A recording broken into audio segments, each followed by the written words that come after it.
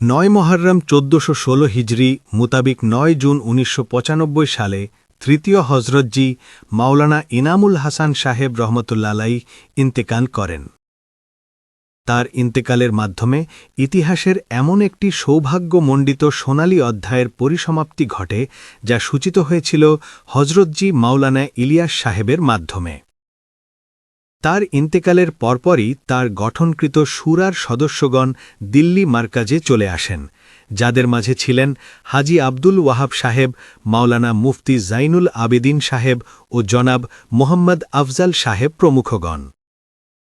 জানাজের নামাজ ও দাফনের আনুষ্ঠানিকতা সম্পন্ন করার পর ১২ জুন ১৯৯৫ খ্রিস্টাব্দ মোতাবেক ১২ মুহররম ১৪২৬ হিজরি সেই হজরতগণ তাদের সম্মিলিত মাশওয়ারায় দুটি বিষয়ে খুবই গুরুত্বের সঙ্গে চূড়ান্ত সিদ্ধান্ত গ্রহণ করেন। ১.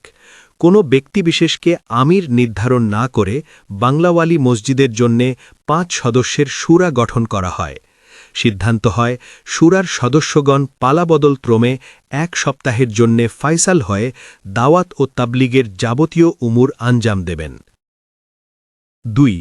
নিজামুদ্দিন মার্কাজের চৌহদ্দিন ভেতরে বায়াতের কার্যক্রম বন্ধ ঘোষণা করা হয়। এখন থেকে এখানে কেউ বায়াত করতে পারবে না। বিদ্রোহ। মাওলানা সাদ সাহেব এই দুই ফায়সালাকৃত বিষয়ের প্রতি নিজে রায়ও দিয়েছিলেন, যা হজরত হাজি আব্দুল ওয়াহাব সাহেবের বক্তব্যে মৌজুদ।